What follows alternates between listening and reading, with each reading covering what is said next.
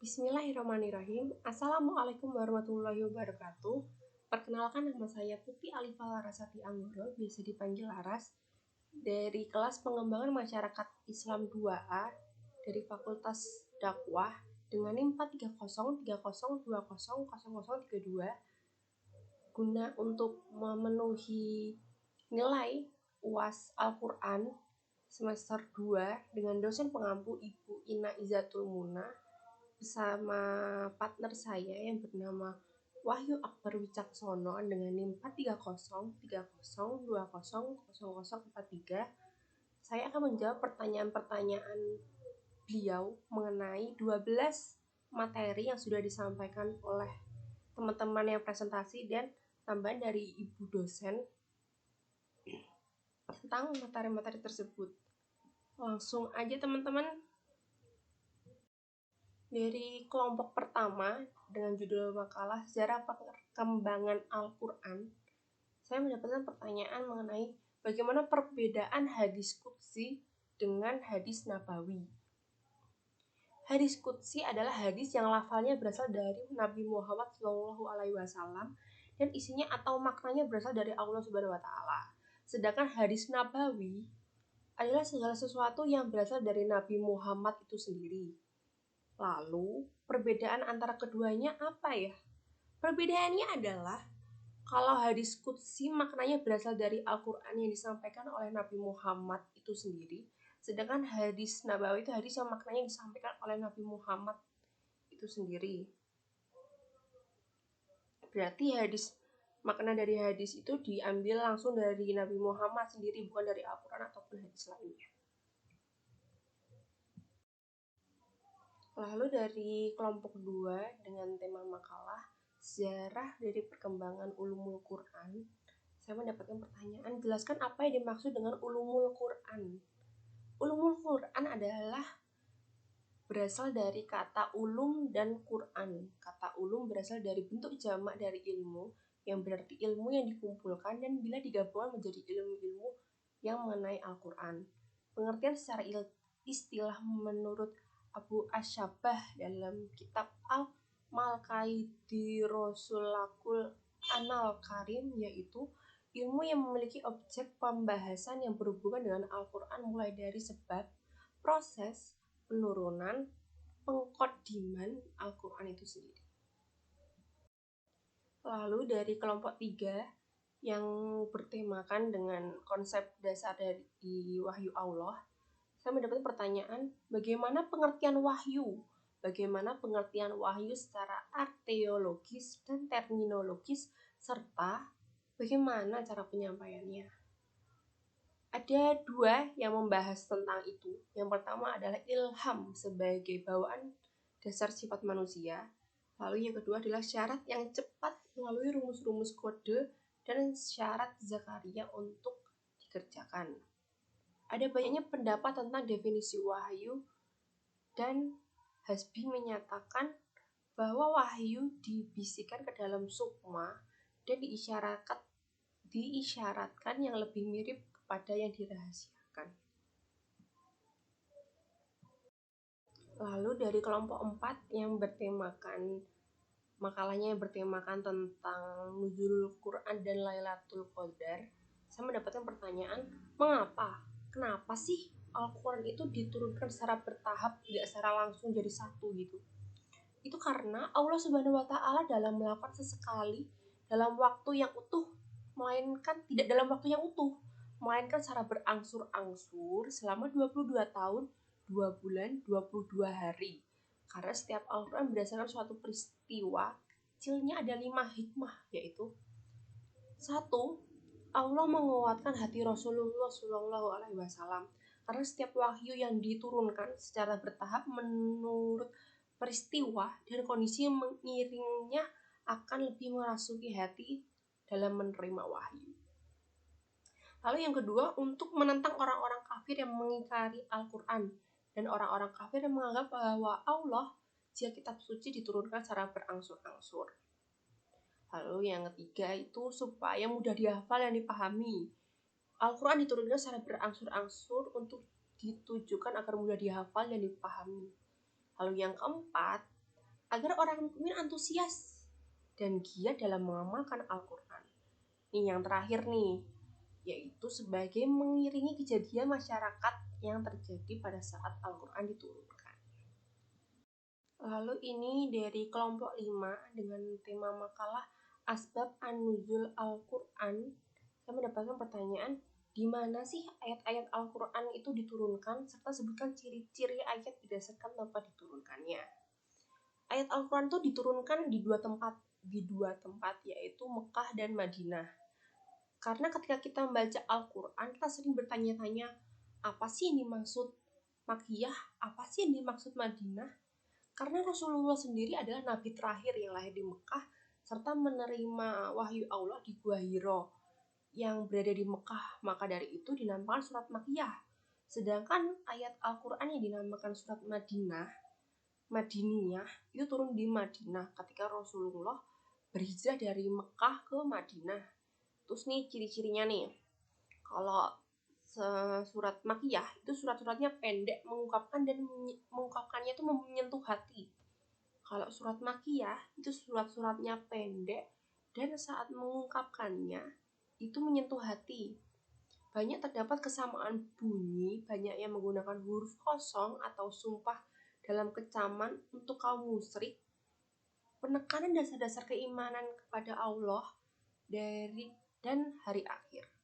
Lalu kalau Madiniyah itu ayatnya panjang. Kalau surat Madiniyah yang turun di Madinah itu ayat-ayatnya panjang. Pengungkapannya bersifat tenang. Banyak mengungkapkan bukti-bukti argumentasi kebenaran. Ini nih yang ditunjukkan oleh pikiran-pikiran manusia. Tuh.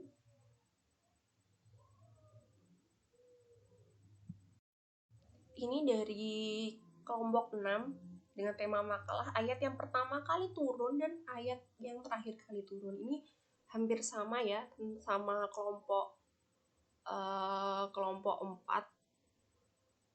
Ini lebih pendalamannya aja ya, lebih rincinya lagi. Kenapa sih Al-Quran turun secara berangsur-angsur? Ya, dalam buku pengantar studi Al-Quran oleh Ustadz Abdul Hamid LCMA menyebutkan Al-Quran diturunkan secara bertahap selama 22 tahun, 2 bulan, 22 hari. Kalau misalnya kita bulatkan menjadi 23 tahun selama bulan Ramadan, hal ini untuk menyempurnakan kitab-kitab sebelumnya. Seperti kita tahu ya, ada kitab Taurat, ada Zabur, Injil.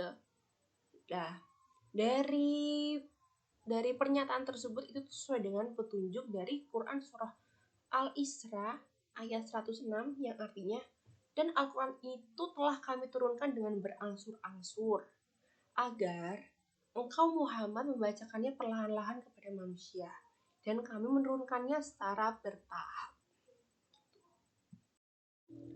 Lalu dari kelompok 7 dengan tema makalahnya mengenai Makkiyah dan Madinah, sama seperti materi pembahasannya sama seperti di kelompok 5. Ini saya mendapat pertanyaan, kenapa Allah memilih kota Mekah dan kota Madinah sebagai tempat turunnya ayat-ayat Al-Quran? Kenapa ya? Jika seseorang ingin menyampaikan pesan ke seluruh penjuru, maka sebaiknya yang bersangkutan dapat berdiri di tengah jalur yang memudahkan tersebarnya pesan itu. Dan yang paling penting, penyampai pesannya harus ia yang paling simpatik, berwibawa, dan berkemampuan sehingga menjadi daya tarik tersendiri. Nabi Muhammad SAW sebagai penyampai pesan langit pun merupakan sosok yang paling ideal, paling pas, paling cocok. Rekam jejak Nabi bahkan dapat ditelusuri secara akurat melalui hasanah hadis yang kaya. Bahkan, rekam jejak Nabi diakui para pendusta agama Islam. Jejaknya Nabi ini bahkan diakui loh sama para pendusta agama sebelum Nabi Muhammad sendiri diangkat menjadi Nabi oleh Allah Subhanahu wa Ta'ala. Ada faktor yang mendukung terpilihnya Mekah sebagai pusat penyebaran Al-Quran, yaitu ketika itu masyarakat Mekah belum banyak disentuh oleh peradaban. Jadi masih pure, masih real dengan bentuk saat Nabi masih di situ dan belum disentuh peradaban yang modernisasi gitu. Mereka juga belum mengenal kemunafikan atau bermuka dua, meskipun lidah dan ungkapan mereka tajam. Jadi mereka kayak berpegang teguh sama prinsip mereka. Mereka nggak mincela-mincel lah kalau orang kita nyebutnya ya. Masyarakat Mekah ataupun pendatang yang berakulturasi di dalamnya sangat kuat berpendirian, walaupun ditekan ya.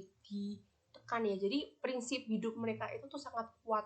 Dua sahabat Nabi misalnya, Bilal dan Ammar bin Yasir, tidak rela mengucapkan kalimat kufur meski dalam kondisi terdesak atau meskipun agama memberi peluang berpura-pura selama hati tetap beriman.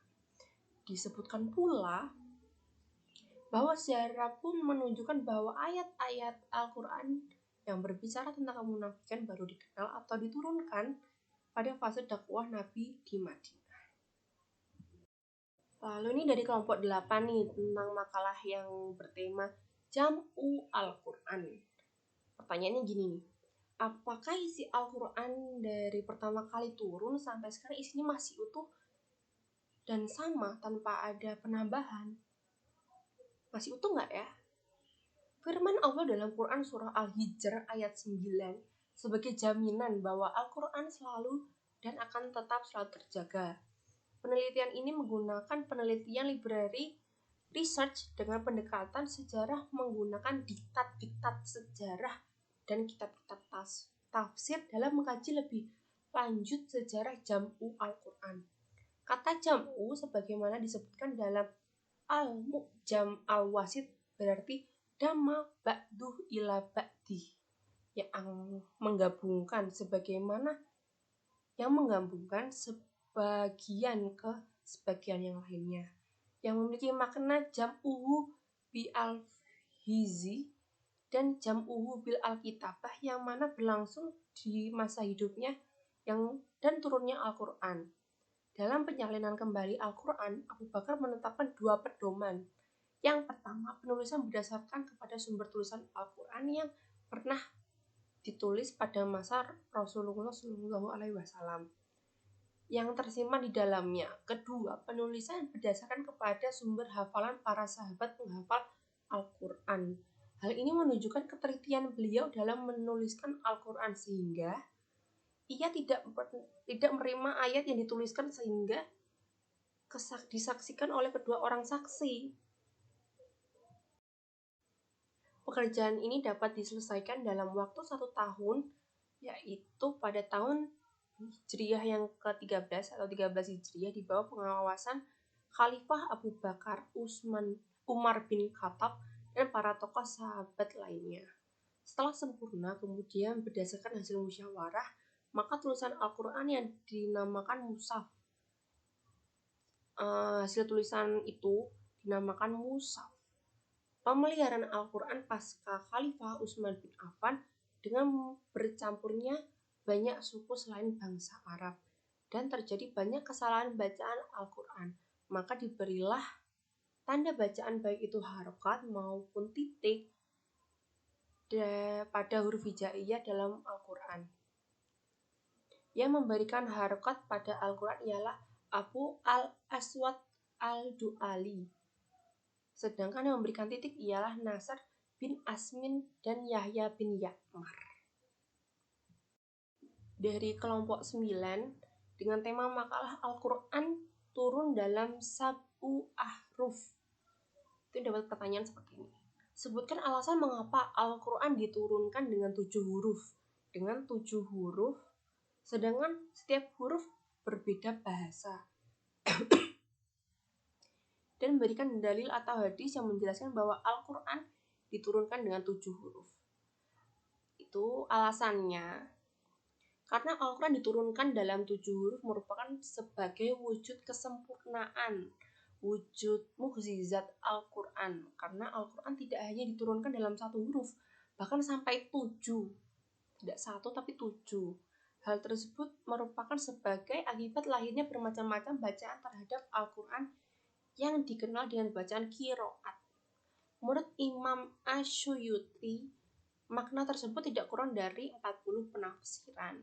Di antaranya adalah 7 bahasa dari bahasa-bahasa yang dikenal di bangsa Arab, yaitu bahasa Quraisy, bahasa Huzail, bahasa Thaqif, bahasa Hazawin, bahasa Kinana, bahasa Tamim, dan bahasa Yaman.